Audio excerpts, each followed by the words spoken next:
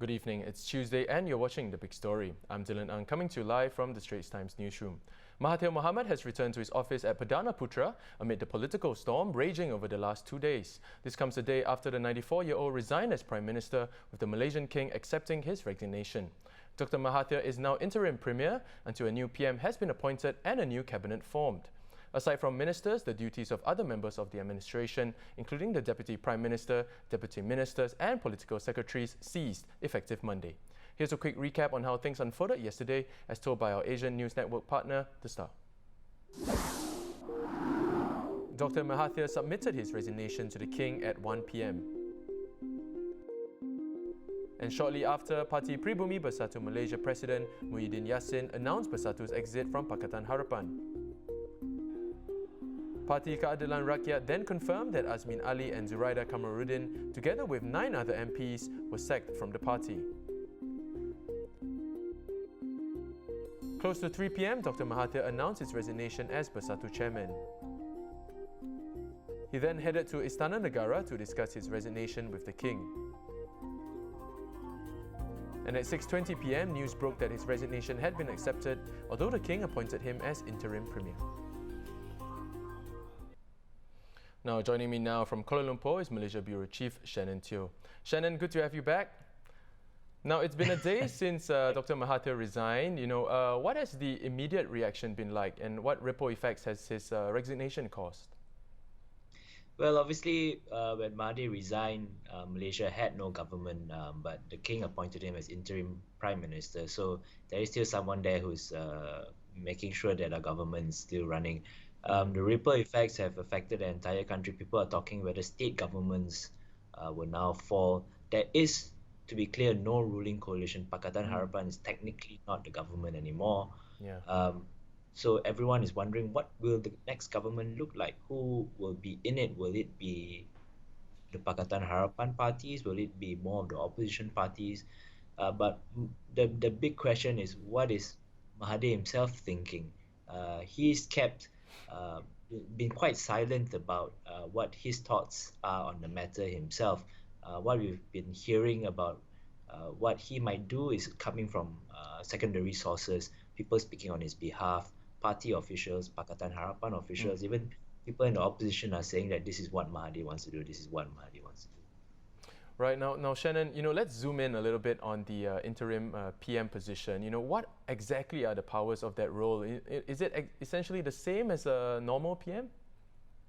Yeah, there isn't anything in the Malaysian constitution about interim prime minister. So the king, the Agong, has used his discretionary powers to appoint Mahathir using this so-called term interim. I think all that the king means is that, of course, Mahathir cannot govern without a majority or a government behind him. But while this situation is cleaning itself out, while we try to ascertain whether there can be a government to be formed, or if we need to go into a snap elections, Mahathir is the guy in charge of his government. That's all it means. But the Prime Minister, pretty much now, there is no such thing as an interim. He has all the same powers as a normal Prime Minister. It's just that he would also understand by convention, he is interim. If he appoints a cabinet now, they might have to be appointed and step down in the next 10 days. So it wouldn't really make much sense. Right. The work now is basically to figure out, does Malaysia have a government moving forward, or do we go into an election? Right. Now, speaking of moving forward, could Dr. Mahathir return as full PM? Yeah, there's nothing stopping that from happening. In fact, that is looks like the odds-on eventuality. Most parties around the country have said that they are supporting Mahathir to continue to govern, to continue as PM. Many have expressly said until the end of the term even. So that gives him another 3 years if that's the likelihood. Mahathir is actually now possibly even in a stronger position than when he was just leading Pakatan Harapan. It seems like he is the choice of prime minister for every party in the country. Now, Shannon, let's backtrack a little bit. Dr. Mahathir's relationship with Anwar Ibrahim, as well as with UMNO. Could you give us some clarity on that? Well, of course, Mahathir and Anwar have been uneasy allies coming into forming Pakatan Harapan. After winning the election, there's always been the question that he gets asked, the question that Anwar gets asked in every interview, practically every press conference, when are you stepping down? When is Anwar going to be prime minister? Now, um, that dynamic basically kind of led into what happened this weekend. On Friday night, they had a big showdown meeting for Pakatan Harapan, trying to set a specific date for this handover, which Mahathir and his allies didn't want to do. So that actually set the stage for what happened in the weekend. As for Mahathir and UMNO, Mahathir abandoned UMNO because he accused the party of being too corrupt, especially around the 1MDB scandal. He joined what was then the opposition to topple UMNO. He succeeded. So the idea that he wants to bring a corrupt party back into his government seems a bit strange. I think that his party, they've shown that they are willing to accept certain defectors, people that they perceive to be clean. At least 13 UMNO MPs have already joined Mahathir's party since the last election. I think Mahathir would be amenable to people joining his party if they're of the right caliber. But dealing with UMNO as an equal partner, I think that he has a problem moving forward on those terms. So that's his relationship with Anwar, that's his relationship with UMNO. Politically, it is, I wouldn't call it fragile, but it's delicate. And so politicians have to find a way to work it out.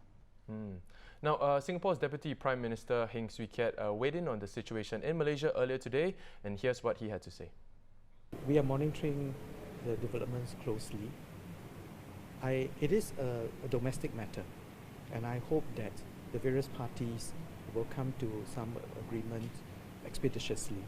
And we have many projects, for instance, the RTS, the HSR, and also we have set up a ministerial task force to come together to tackle the COVID-19 outbreak.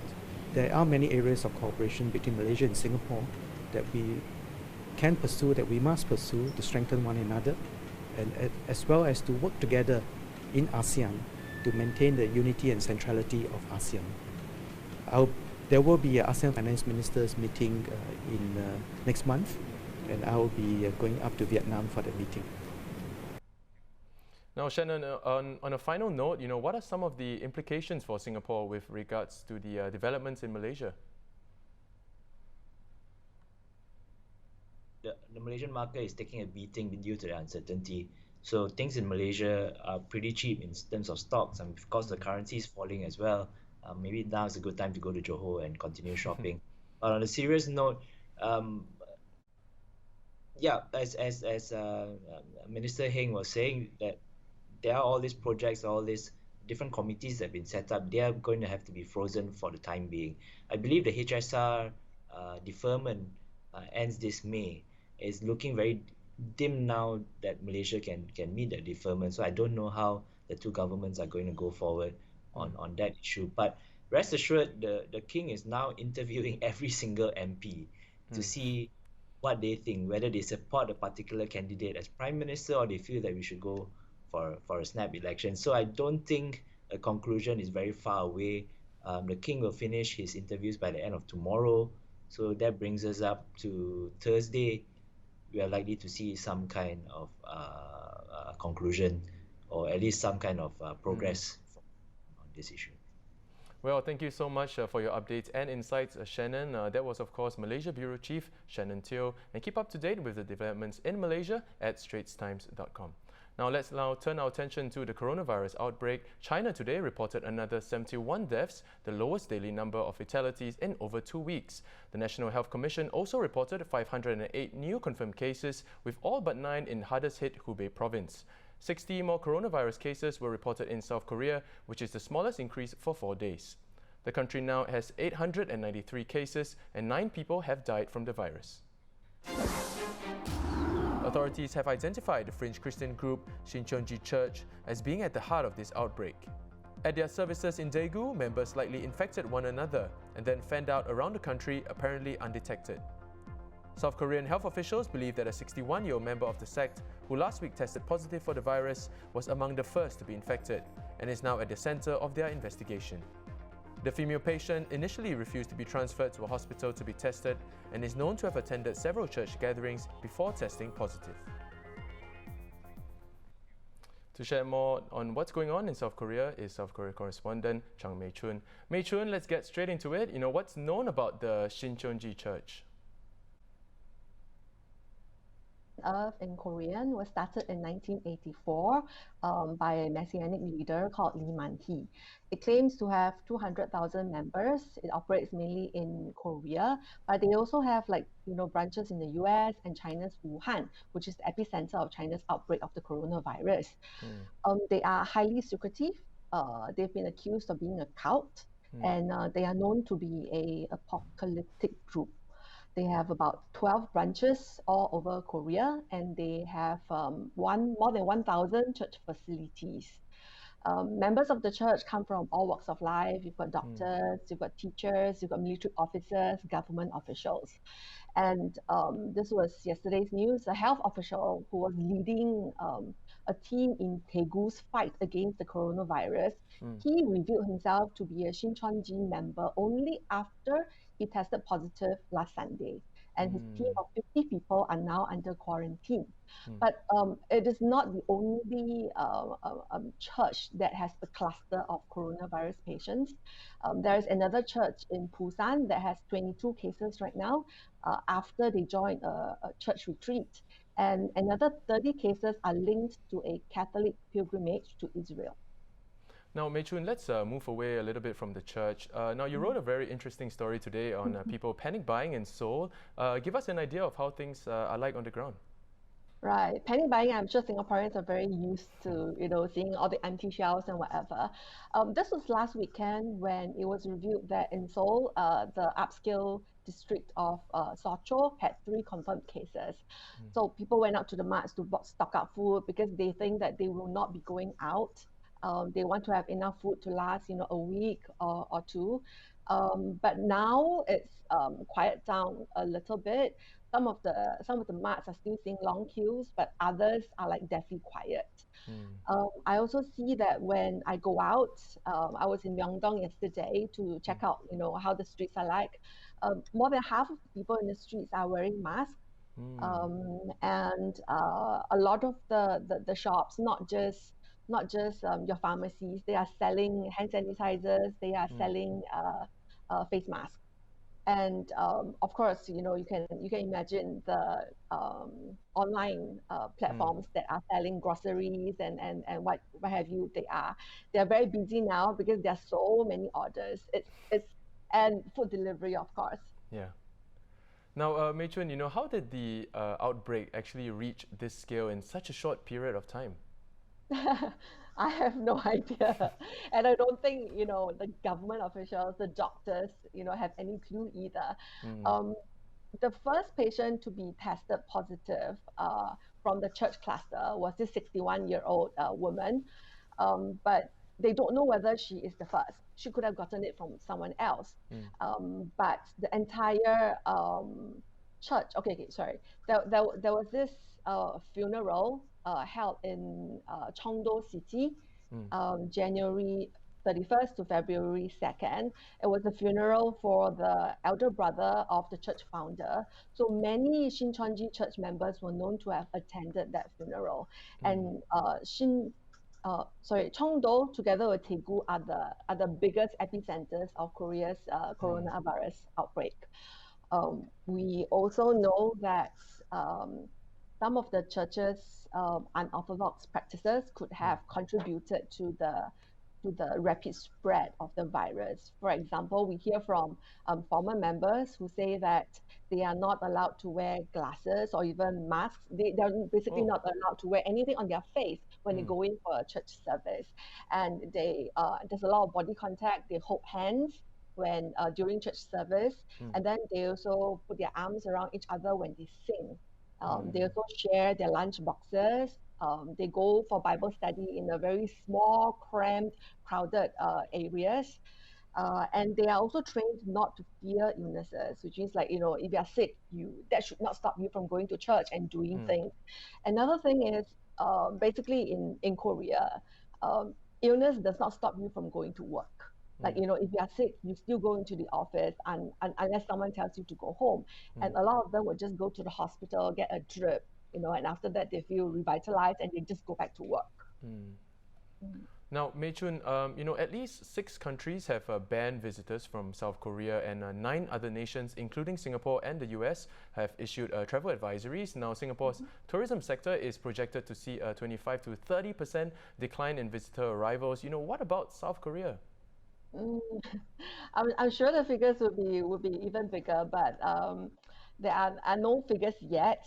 But about 20 million, Korea had about 20 million tourists last year, mostly from China.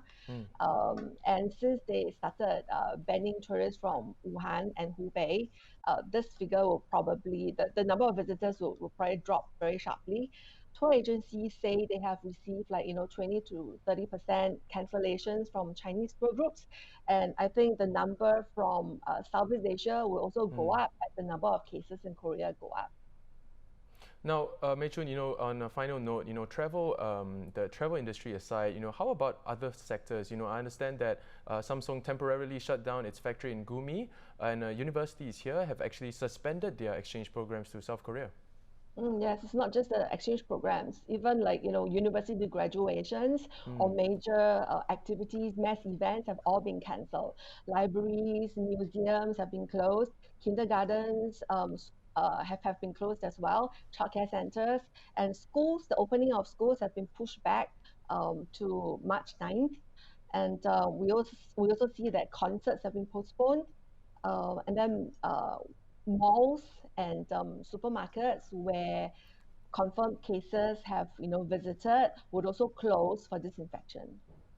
Well, thank you so much for your time, Mei Chun. I've been speaking to Chang Mei Chun, who is South Korea correspondent for the Straits Times. Now visit straitstimes.com for the latest on the outbreak in South Korea. Now, Singapore reported 1 new case of the coronavirus yesterday, taking the total number of cases to 90. Case 90 is a 75-year-old Singaporean woman who is linked to the Life Church and Mission Singapore cluster and lives at Bishan. She has no recent travel history to China. Meanwhile, 2 patients were discharged, bringing the number of fully recovered patients to 53. The Ministry of Health said that while most of the 37 still in hospital are stable or improving, 7 are in critical condition. Now, meanwhile, Deputy Prime Minister Heng Swee Keat was at Park Royal earlier today to see how the hotel has coped with the outbreak. Here's multimedia correspondent Haryanto Diman with more. I'm here at Park Royal on Kitchener Road, where Deputy Prime Minister Heng Swee Keat has just paid a visit to look at how the hotel has coped with slow business due to the coronavirus outbreak by tapping on the support packages for industries.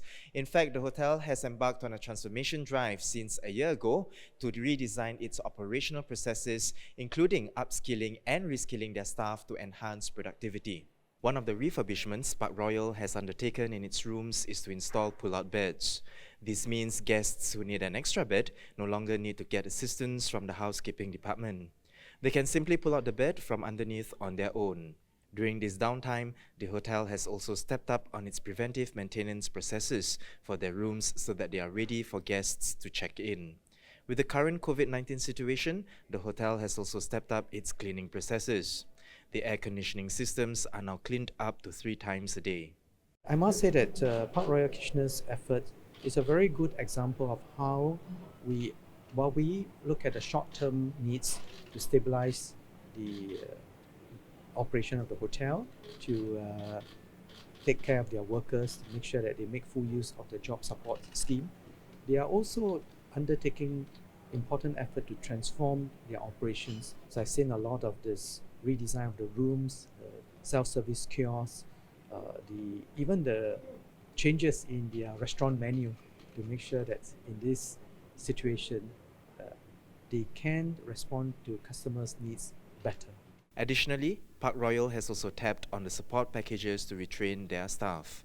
DPM Heng calls on to other companies to follow in the hotel's footsteps.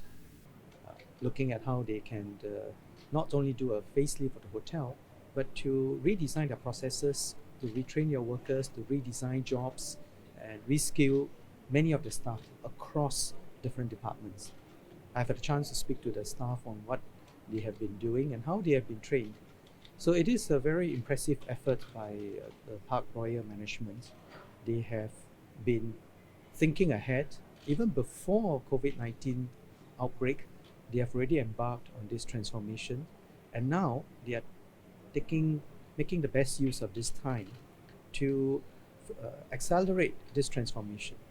So I hope that many more companies in Singapore will make the full use of our package, both the stabilization and support package, as well as the transformation and growth package, because there are both short-term challenges as well as longer-term ones, and this is a very good time to make use of this downtime to raise our skills, raise our capabilities, raise the quality of our operations, so that when the upturn comes, we'll all emerge stronger. Although the hardly used minibars have been taken out of the rooms, guests can still enjoy their treats at centralized vending machines like the one here, or get their ice from this dispenser. Now this helps the hotel to prevent wastage and keep costs low.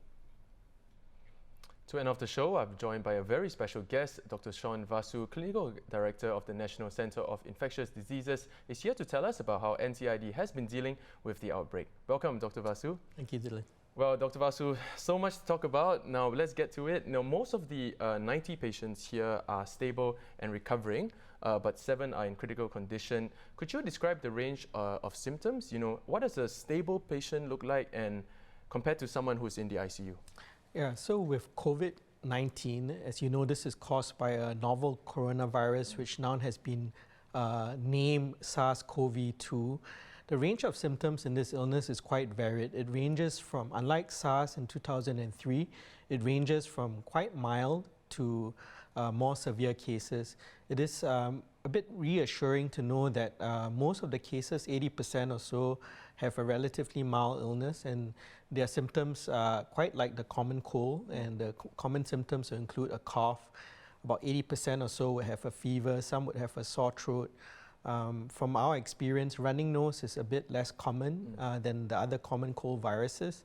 And then a smaller percentage of patients have a more severe type of illness. About 20% have a more severe form of pneumonia. But that does not mean that all of them have to go to the intensive care unit or the ICU. About 5% of these patients need added care, and they end up in the ICU. And the main reason why they end up in the ICU is because they have a severe form of pneumonia and they need some support for their lungs. So generally they need some support with mechanical ventilation or support for breathing. Now, doctor, I think a lot of people are very curious. Take us through the whole process. From being a suspected case to being a confirmed case. What tests do they undergo? Right. So I think we need to understand what a suspect case is. So a suspect case combines both clinical and what we call epidemiologic criteria. The clinical criteria, of course, being a suspect case, you must have symptoms of the disease. For example, respiratory type illness or symptoms of pneumonia. And then you must have some what we call an criteria, epidemiologic link. And that usually in the earlier days of the outbreak, that included travel to China or to hotspots. And then now we consider a significant epidemiologic link as one who, if you had contact with someone who has a diagnosis of COVID-19, that would put you in a suspect risk group. So with that, then the doctors, when you suspect case, will assess you.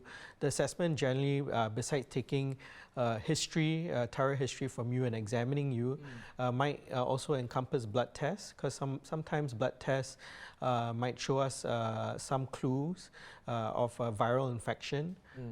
In particular, sometimes one of the white cells, which is one of the components of the blood count that we do, may be depressed. We also might do a chest radiograph or a chest x-ray, and that might show signs compatible with pneumonia. And then the definitive test would be looking at whether we can identify the virus, and usually we take what we call a respiratory specimen to test for that. That is done by what we call molecular tests, and usually it comprises of a swab that we take either from the nostril or what we call the nasopharynx, which is the term which is a bit a deeper nasal swab, or a throat swab, and we try to identify the virus through molecular means.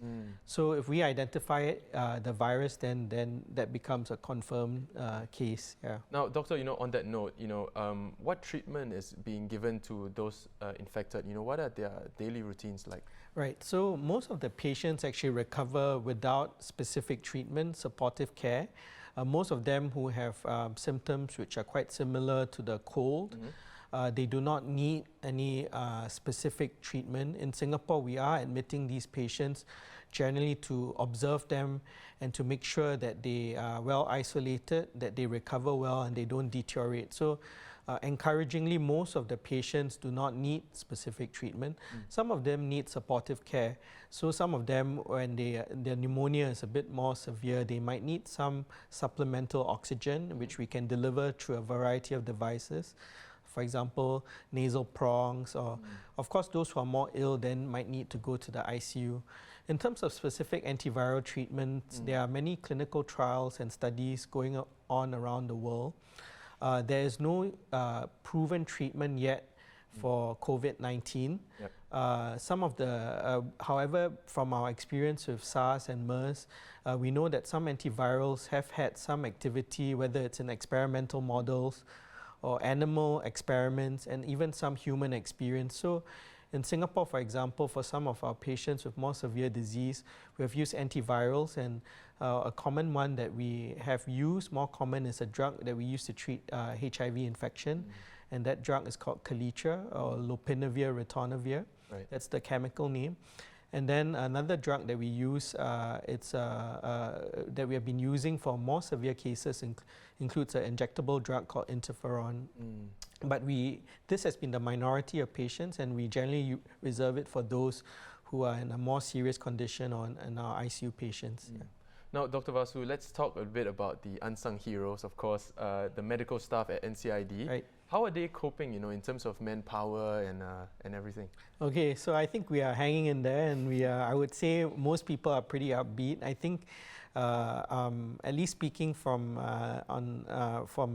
the healthcare worker standpoint, on behalf of the nurses and doctors at NCID and also at Tan Tock Seng Hospital, all of us have been putting in extra effort. I think it's not just NCID, Tan Tock Seng, but actually healthcare workers across the island, and I think it's important to acknowledge that.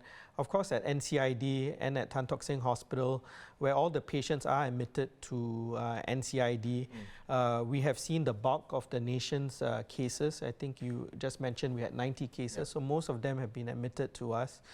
They are keeping upbeat. We have received a lot of encouragement, care, well wishes, notes. People have been feeding us, and that's brought us a lot of encouragement. Yep. Cab drivers are not avoiding Tan Tock Seng Hospital nor NCID. In fact, I took a cab yesterday to work, and I asked the cab driver whether he had any qualms about coming to the hospital, and he said no, and it was pretty encouraging to me. So all around we've had pretty good support, and NCID was really our motto is strong, trusted, and united in keeping Singapore safe from infectious diseases. So we were formed for that purpose, and right now in this crisis, we are glad that we can play a role.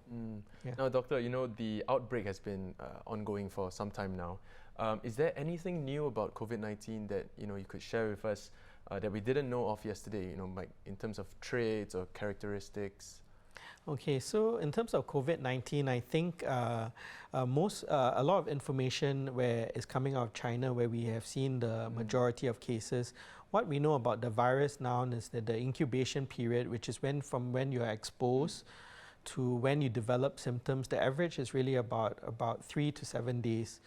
There have been some reports which has caused some concern, and in recent days, some people have talked about asymptomatic transmission and whether you can get infected from someone who's not displaying symptoms. But I think it is important to note when we look at these reports that some of them have not had a very accurate history when the reports were made, and sometimes in outbreak areas where we cannot rule out contact between multiple people, or maybe a second exposures or transmission from the environment. It's quite hard to say from the 1 or 2 reports which have come out whether transmission really occurs from asymptomatic or people who have no symptoms.